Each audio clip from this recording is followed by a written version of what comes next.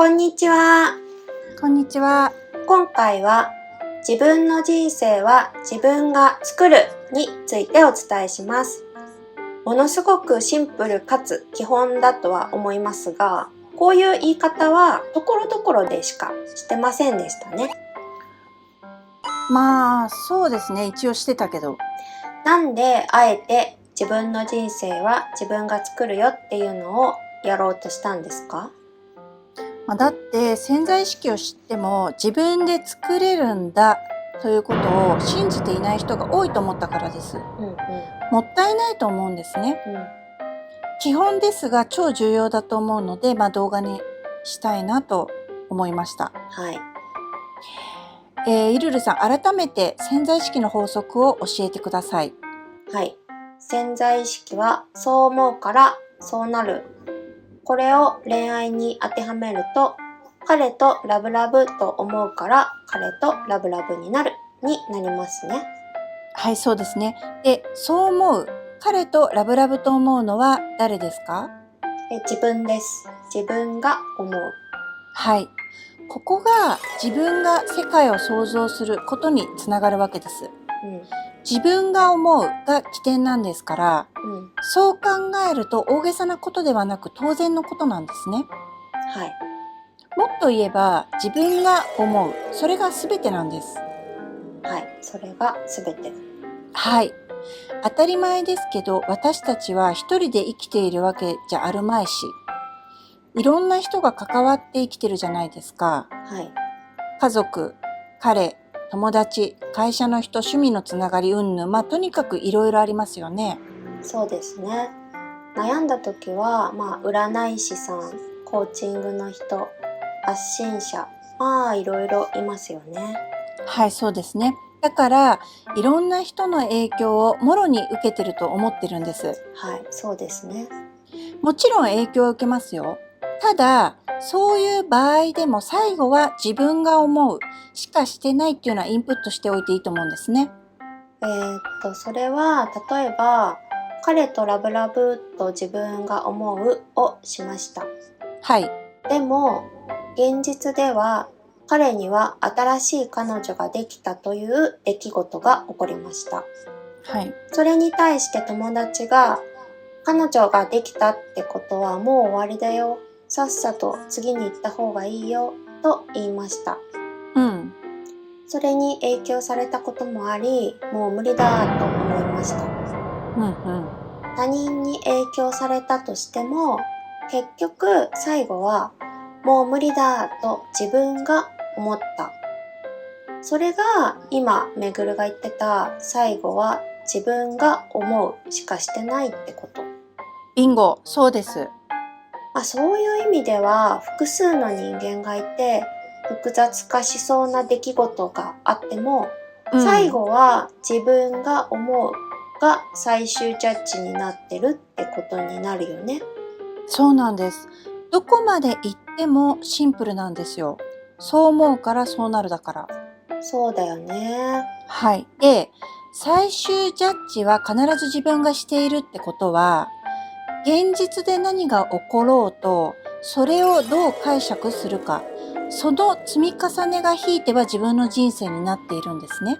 はい、そうですね。はい。で、この時よ、いろんなことがありました。それに対していろんな人がいろんなことを言いましたっていう時にさ、ついあいつがあんなこと言うからこんな目にあったとかさ、あの人の言うことなんて信用できなかったとかさ、いろんな思いが渦巻く時があると思うんですね。はい、そうだね。めちゃくちゃあるよね。はい。でもそれも含めて自分の人生じゃないですか。なぜなら、あいつがあんなことを言うからこんな目にあったかもしれないけど、あいつがあんなことを言ったことをなるほどもっともだと自分が思ったわけですよね。そうなんだよね。つい相手のせい、相手が悪いみたいにしがちだけどね。はい。常に最後は自分が思うなんですね。もちろんね、これまで他人の言動、行動に左右されまくり、鵜呑みにしまくってきた人は、最後は自分が思ってたなんて信じられないと思うんですけど、うん。まあでもこうして順を追って考えれば、やっぱりどう考えても最後はただ自分が思っただけの話になるんですね。はい、そうだね。でも、そう思いたくない時もあるのはわかるけどね。そうですね。どう考えても相手が悪いだろう、彼が悪いだろうって思う時ってあると思うし、うん。でも悪いと思ってる彼と付き合い続けるのを選択してるのは自分。最後はやっぱり自分になるんですね。そうなんだよね。でもそうなると変な言い方になるけど、人のせいにはできなくなるよね。そこなんですよ。人のせいにする方が楽なんですよ。正直ね。でもそれって自分の人生が他人任せ。他人の言動に自分の人生が左右される。そういう私でいいんですって言ってるようなものですよね。それって普通に考えておかしくないですか？でも大好きな彼だったら、彼の言動に一喜一憂したり、彼に合わせたりとかね、そういうことは起こると思うんだよね。一喜一憂したり合わせることなんてあっていいじゃないですか。いいんだけど肝心なのは自分の人生は自分が舵取りしてるっていう自覚を持っていることなんですよ。舵取り。そうです。自分の人生はたとえ大好きな彼でも過剰に振り回される必要はない。なぜなら結局彼にどれだけ振り回されそうになっている時でも、最後は自分が思うしてるんだから、こう思ってるかだけでも全然意識は変わってくると思うんですね。そうだね。はい。で、自分が思う。最後は自分が決めているんだっていうことが実感してきたら、必要以上に振り回される必要もなかったことが分かってくるんですよ。なぜなら自分が思うからです。自分が思うことがそうなる。自分の人生はやっぱり自分が作ってるんだなって分かるんですよ。そうなると、人任せだったり、人のせいにする人生である必要性がなくなってくるよね。そうなんです。人のせいにするのはその時は楽。でも他人に振り回されるのを良しとする人生だから、ものすごい不安定になります。他人がどう思ってるのか常に考えて先回りして取り越し苦労してどんどん疲れて、疲れるのに報われない。そういうことって大いにあると思うんですね。そうだよね。他人を思いやるようでいいことでもあると思うけどね。はい。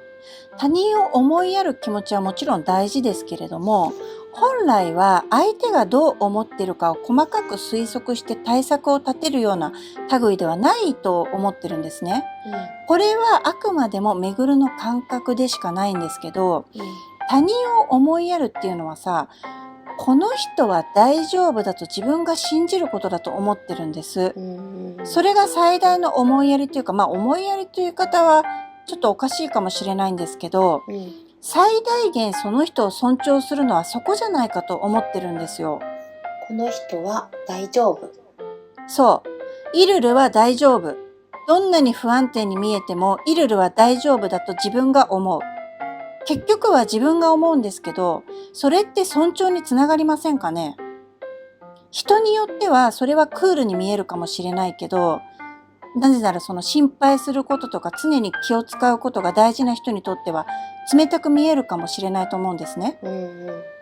これは一個人の意見とはいえ、それが自分の中では最も心地いい考え方なんですね。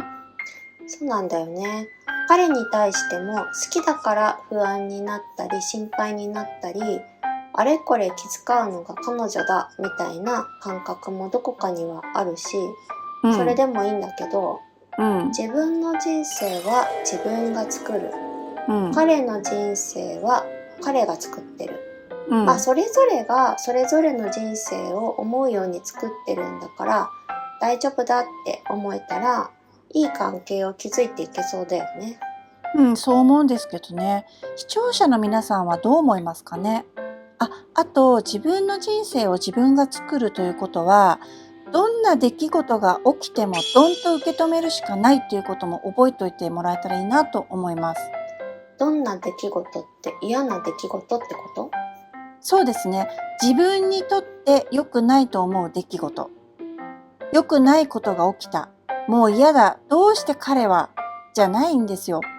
嫌な出来事が起きてもそれも自分の人生。自分がどっかで思ったんだろうけど、とにかく起きた。で、ドンと受け止めるんですよ。その上で自分はどうありたいのか改めて思う。それしかないですよ。だって自分の人生なんだから。自分が引き受けないで誰が引き受けてくれんの？誰も引き受けてくれません。そうなんだよね。いずれにしても自分が思う。これは絶大で、それゆえ自分の人生は自分が作っているっていうことになるし、だから他責にする必要もなく、外野に振り回される必要もなく、思うように自由に生きていってほしいなというのを強く強く強く思います。はい、本当にそうですね。人のせいにしてるのはもったいない気持ちにもなりそうですよね。はい、せっかく自分が作れるんだから他人に影響されまくる人生を作るより自分が自由に作っていきたいなと私は思いますし、そう思う方は多いのではないでしょうか。はい。自分が思う。自分が思う。自分が思う。自分の人生は自分が作る。これしかないですね。本当にそうですね。これは自分を見失いそうになったら時々見返したい動画になりそうですね。だといいんですけどね。はい。それでは今回はこの辺でご視聴いただきありがとうございました。ありがとうございました。チャンネル登録やいいねもお願いします。お願いします。